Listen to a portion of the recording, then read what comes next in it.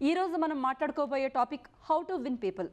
మనుషుల హృదయాల్ని గెలవటం ఎలా, ఏ విధమైనటువంటి ప్రవర్తన తీరు కలిగి ఉంటే పక్క వాళ్ళ మనుషుల హృదయాల్లో మంచి సుస్థిరమైన స్థానాన్ని సంపాదించుకోగలుగుతాం, ఏ విధమైనటువంటి జీవితపు విలువలు పాటిస్తే మనం మనుషుల హృదయాన్ని గెలవగలుగుతాం ఇత్యాది విషయాలన్నింటినీ మనకు తెలిపేందుకు మనతో పాటు ప్రముఖ వ్యక్తిత్వ వికాస నిపుణులు ఆకిళ్ళ రాఘవేంద్ర గారు ఉన్నారు. ఆయనతో చర్చిద్దాం. అదేవిధంగా స్టూడెంట్స్ కూడా మనతో పాటు ఉన్నారు. నమస్కారం రాఘవేంద్ర గారు. Hi students. సార్, ఇప్పుడు ఈరోజు మనం చాలా క్లిష్టమైనటువంటి topic how to win people. మరి మనుషుల హృదయాల్ని గెలవాలంటే ఏ విధమైనటువంటి సూత్రాలని పాటించాలని మీరు చెప్తారు? ఎప్పుడు ఎక్కడ ఎలా బిహేవ్ చేయాలో అలాగే బిహేవ్ చేస్తే మనుషుల హృదయాల్లో మనం స్థానం సంపాదించుకోవచ్చు. మరి ఎప్పుడు ఎక్కడ ఎలా మెలగాలన్నది ఏ విధంగా? ఇంగ్లీష్లో అయితే ఒక పుస్తకం జాన్ మ్యాక్స్వెల్ అని ఆయన పుస్తకం రాశాడు. Okay. 25 ways to win people. Okay. మనుషుల్ని గెలవడానికి ఒక 25 సూత్రాలు అంటూ చెప్పాడు ఆయన. ఇప్పుడు ఒక మ్యారేజ్కి వెళ్ళాను నేను. ఆ మ్యారేజ్కి వెళ్ళినప్పుడు నేను ఎలా మాట్లాడాను, ఎలా డ్రెస్ చేసుకున్నాను, ఎలా బిహేవ్ చేశాను, ఎలా షేక్ హ్యాండ్ ఇచ్చాను, ఎలా బాడీ లాంగ్వేజ్ మెయింటైన్ చేశాను, ఇలాంటి విషయాలన్నీ నేను అక్కడ ఉన్న అనేక మందిని అట్రాక్ట్ చేస్తున్నానా, వాళ్ళందరూ నన్ను దూరం పెట్టేలా చేస్తున్నానా అనేది ఆధారపడి ఉంటుంది. Simple logic.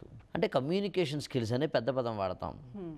అలాగే స్మైలింగ్, అలాగే మన బాడీ లాంగ్వేజ్, అదేవిధంగా డ్రెస్సింగ్ అండ్ అదర్ థింగ్స్, వీటిని అప్రోప్రియేట్గా చూసుకోగలిగితే కనుక మనం ఇతరులకు మన పట్ల ఒక విధమైన అట్రాక్షన్, ఆకర్షణీయమైన ఒక వ్యక్తిత్వాన్ని మనం సంపాదించుకోవచ్చు. అంటే మన భాష, మన డ్రెస్ స్టైల్, మనం ఎదుటి వాళ్ళతో ఏ విధంగా మెలుగుతున్నాం, ఇవన్నీ కూడా మనకి ఇప్పుడు మనుషుల హృదయాలను గెలవటంలో ఉపయోగపడతాయి అంటున్నారు.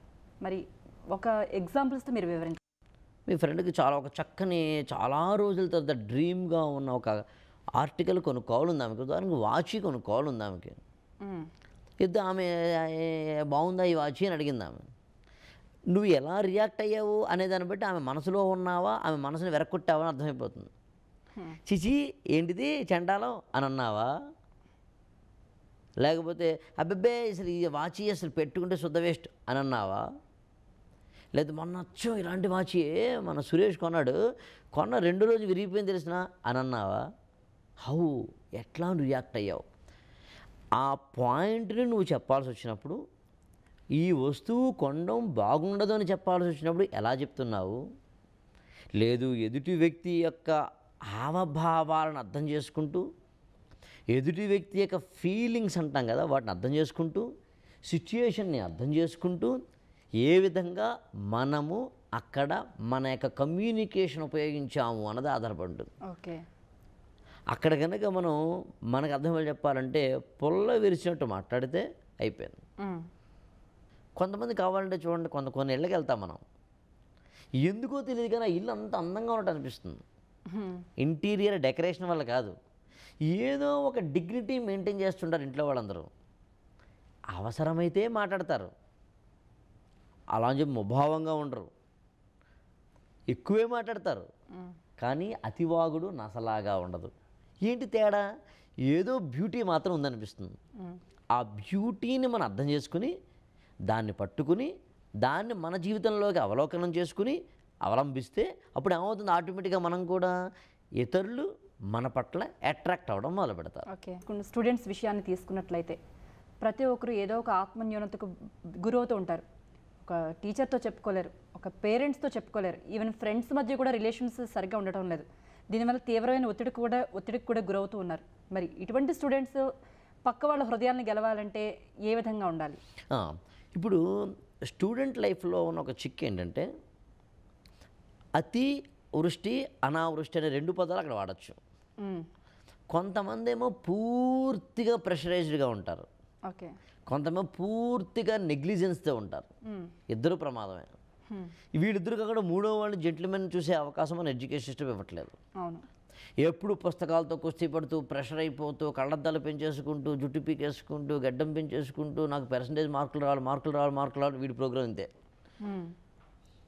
ఇంకొకడు అసలు ఏమి పట్టించుకోకుండా బిందాస్ తిరుగుతూ, ఎంత ఉత్సాహం ఎంత ఉల్లాసం అలా తిరిగేవాడు ఒకడు.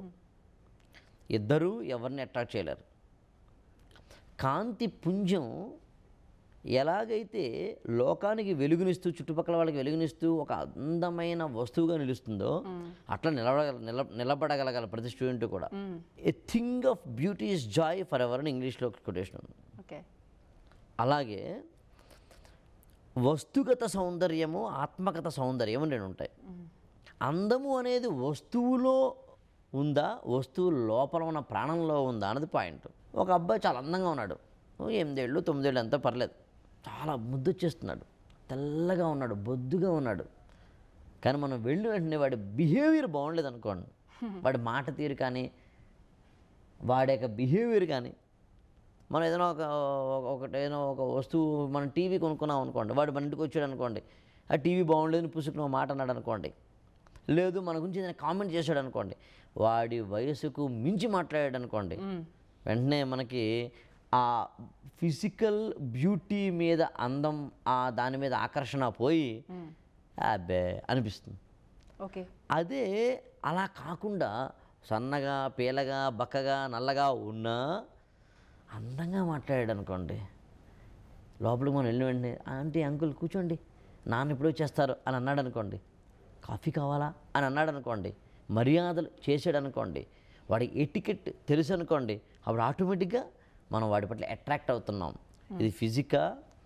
ఆ మాటకు వస్తే ఒక్క మాట చెప్తాను, మొత్తం భూప్రపంచంలో మామూలుగా ఇళ్లల్లోనే చొక్కా తీసుకుని తిరగడానికి కొద్దిగా షైగా అనిపించే వ్యక్తిగా మనం ఉంటే, ఒక వ్యక్తి చొక్కా తీసేసి చిన్న పంచి కట్టి గుండు కొట్టించి చిన్న కళ్ళజోడు పెట్టి చిన్న కర్ర పట్టుకుని బ్రిటిష్ సామ్రాజ్యాన్ని గడగడలాడించాడు గాంధీ మహాత్ముడు.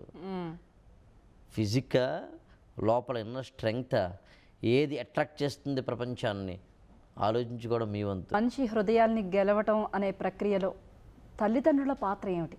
ప్రతి తల్లి తండ్రి మాత్రం తప్పనిసరిగా తమ పిల్లల్ని పెంచడము అనేది ఒక ఆర్ట్ అని గుర్తించాల్సిన పరిస్థితి మాత్రమే వాడు వచ్చింది. ఓకే, అన్నం పెట్టడము, స్కూళ్ళకి పంపించడము, హోంవర్క్లు చేయించడము, మార్క్స్ తెప్పించడము, టిఫిన్ క్యారియర్లు సర్దడము, వాళ్ళకి పండగ వస్తేనో రాకపోయినా కూడానో బట్టలు కొనిపెట్టడము, కళ్ళజోడు కొనిపెట్టడము, బైకులు కొనిపెట్టడము కానే కాదు పేరెంటింగ్ అంటే. మన పిల్లవాడు ఎక్కడికైనా వెళితే నలుగురు మెచ్చుకునేలా వాడిని తయారు చేయాలి, వాడికి ఆ సంస్కారం ఇద్దాం.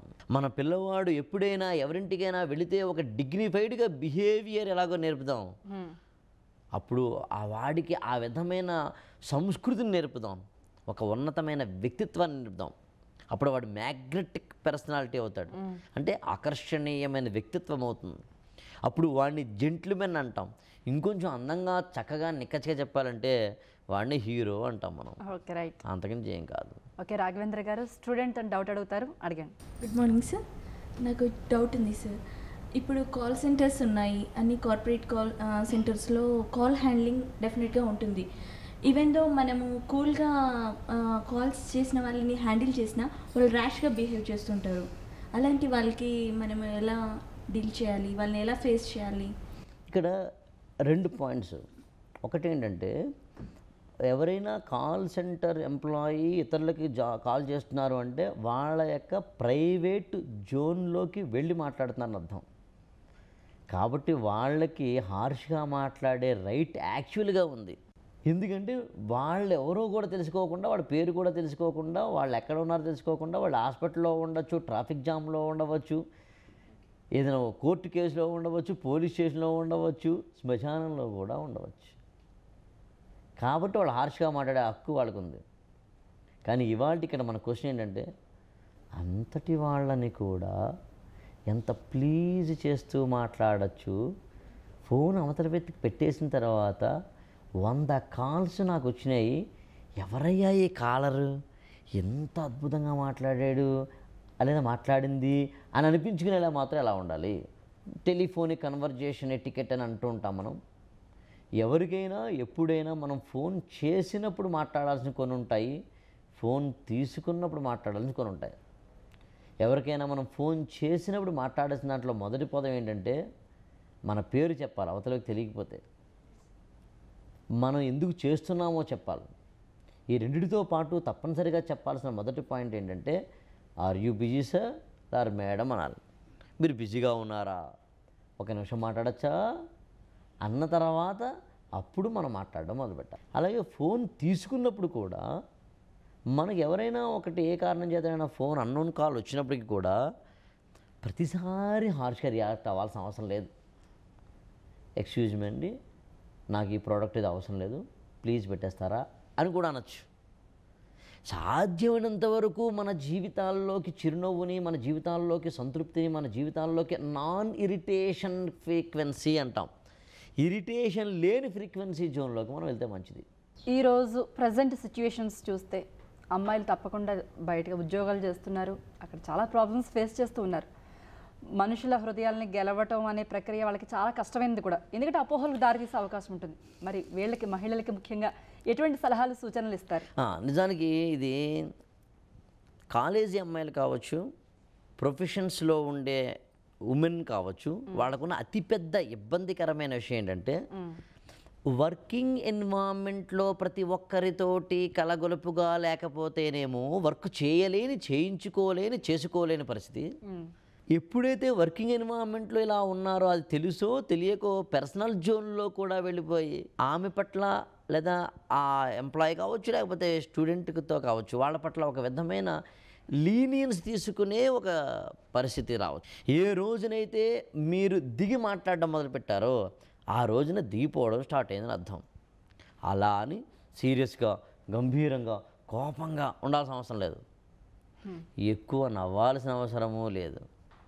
చిరునవ్వు వేరు, స్మైల్ వేరు, లాఫ్ వేరు, జోక్ వేరు, అపహాస్యం వేరు. ఈ తేడా తెలుసుకోగలగాలి. తెలుసుకున్నప్పుడు ఎవరిని ఎక్కడ ఎలా పెట్టగల పెట్టచ్చు. Right sir. మరో స్టూడెంట్ అని డౌట్ అడుగుతారు, అడగండి. గుడ్ మార్నింగ్ సార్, నా పేరు వల్లి. ఈ how to win people, how to manage people అనే కాన్సెప్ట్లో ఈ రెస్పెక్ట్ అనేది చాలా ఎక్కువ రోల్ ప్లే చేస్తుంది. సో ఇది ఎంతవరకు అవసరం అని అంటే ఇచ్చేవాళ్ళ తీసుకునేవాళ్ళ?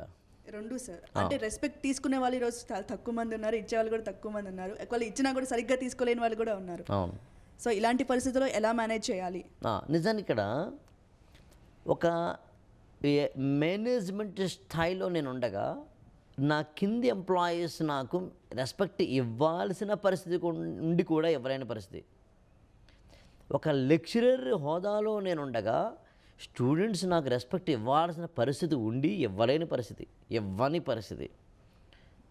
మనం ఇతరుల నుంచి రెస్పెక్ట్ని ఎక్స్పెక్ట్ చేయాలంటే ఫస్ట్గా దానికి కావలసిన కొన్ని రెస్పాన్సిబిలిటీస్ మనం నిర్వర్తిస్తున్నామో లేదో చూసుకోవాలి.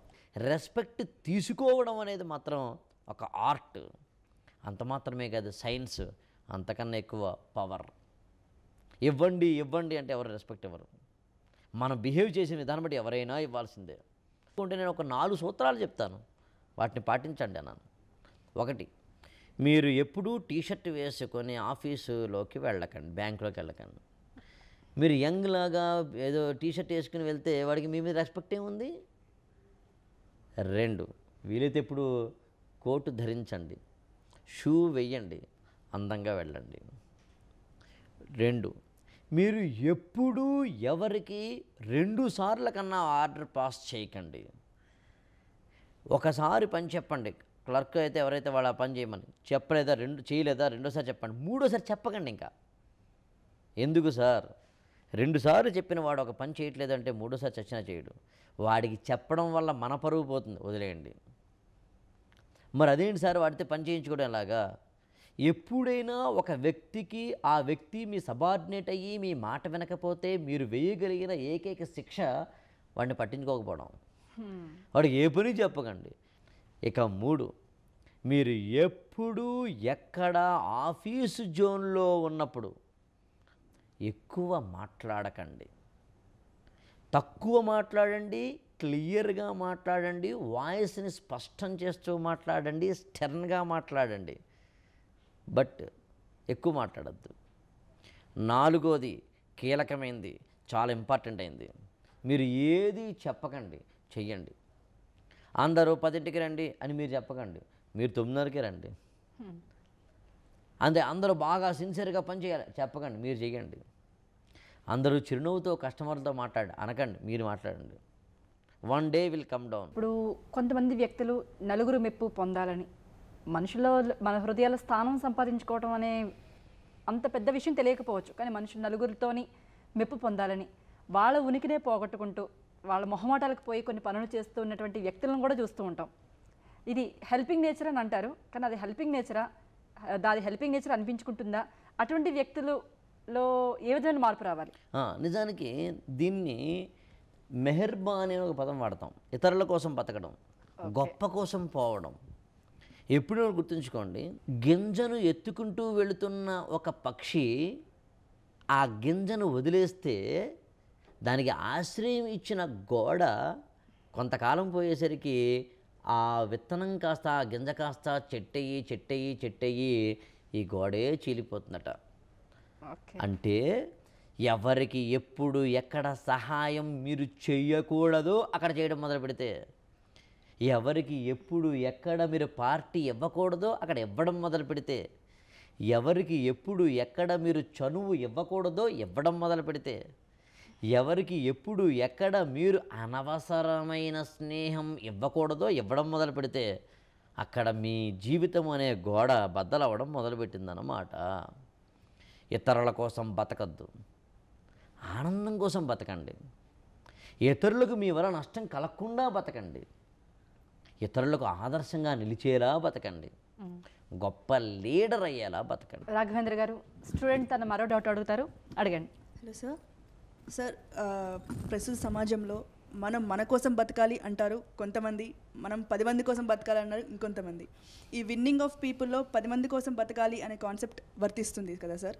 కొంతమంది ఉంటారు, నాకేంటి, నా కోసం నేను బతుకుతున్నాను, అలాంటి వాళ్ళకి మీరు ఇచ్చే సమాధానం?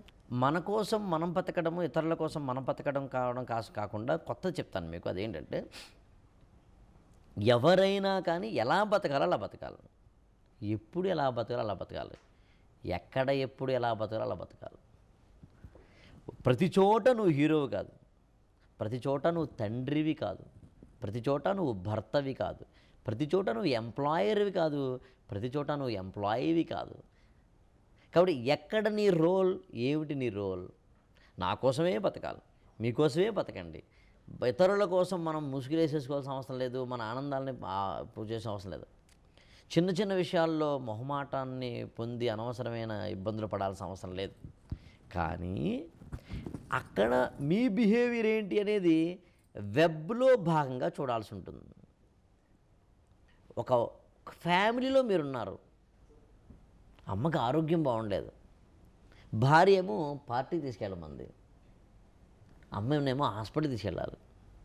అక్కడ మీ పాత్ర భర్తగానా కొడుకుగానా అన్నప్పుడు కొడుకు పాత్ర ప్రాధాన్యం ఏర్పడుతుంది. అక్కడ concern towards mother is more important than concern towards wife. కాబట్టి అలా కాకుండా భార్య కనుక అప్పుడు ఆరోగ్యం బాగుండేది అనుకోండి, అమ్మ ఏమో గుడికి తీసుకెళ్ళమంది అనుకోండి, అప్పుడు భర్తగా మీ పాత్ర పెరుగుతుంది. నువ్వు అంతేరా, నన్ను పట్టించుకోవరా అని అమ్మ అన్నా కంగారు పడాల్సిన అవసరం లేదు. అన్నిటికీ ఒకటే తూకం అంతరాత్మ, దాని మించిన తూకం లేదు. ఈ హౌ టు విన్ పీపుల్లో భాగంగా మీరు క్లుప్తంగా ఏ పద్ధతులు పాటించాలి, ఏ విలువలు పాటించాలి చెప్పండి. 5 విలువలు పాటించాలను. 1, నేను నా చుట్టూ ఉన్న సమాజం. 2, నేను నా లోపల ప్రపంచం. 3, నేను నా ఆశయాలు లేదా లక్ష్యాలు. 4, నేను నాకున్న విలువలు. 5, నేనుగా మనిషిగా నిలబడే తత్వం. ఓకే. చుట్టూ ఉన్న సొసైటీ లేదా చుట్టూ ఉన్న మన వర్కింగ్ ఎన్విరాన్మెంట్లో భాగంగా మనం ఎలా ఉండాలి, అది ఎప్పటికప్పుడు తూకం వేసుకోవాలి. నాలో కొన్ని ఆశయాలు లేదా కొన్ని భావాలు, కొన్ని ఆందోళనలు ఉంటాయి, వాటిని అర్థం చేసుకోవాలి. 3, నాకు నేనుగా బతకడానికి కావాల్సిన నియమాలు కొన్ని ఉంటాయి, వాటిని చేసుకుంటూ వెళ్ళాలి. అన్నిటికీ మించి నేను బతుకుతూ ఇతరులు బతికించగలగాలి. నా వల్ల ఇతరులకు ఇబ్బంది కలగకూడదు. ఎట్ ద సేమ్ టైం నేను గొప్ప మ్యాగ్నెటిక్ పర్సనాలిటీని ఏర్పరచుకుంటూ వెళ్ళాలి. బాడీ లాంగ్వేజ్ ద్వారా ఇతరత్ర అంశాలు ఏవైతే మనం మాట్లాడుకున్నామో వాటన్నిటినీ కనుక అమలు చేస్తే తెలియకుండా మనకి ఏమవుతూ ఉంటుందంటే మన చుట్టూ అభిమానులు ఏర్పడడం మొదలు పెడతారు. అప్పుడు మన సంతకం ఆటోగ్రాఫ్ అవుతుంది. రాఘవేంద్ర గారు, హౌ టు విన్ పీపుల్లో భాగంగా అన్ని అంశాలని మీరు చాలా విపులీకరించి చెప్పారు. ధన్యవాదాలు మీకు. అదేవిధంగా స్టూడెంట్స్ ఈ చర్చలో పాల్గొన్నందుకు మీకు కూడా ధన్యవాదాలు. హౌ టు విన్ పీపుల్, మనుషుల హృదయాల్ని జయించటం ఎలా, ఈ జయించడంలో భాగంగా భాష, మన వ్యక్తిత్వం ఏ విధంగా ఉపయోగపడతాయి అనే అనేక అంశాలని ఆకిళ్ళ రాఘవేంద్ర గారు వివరించారు. ఇది ఇవాల్టి జై హౌస్ సక్సెస్ మంత్ర. నమస్తే.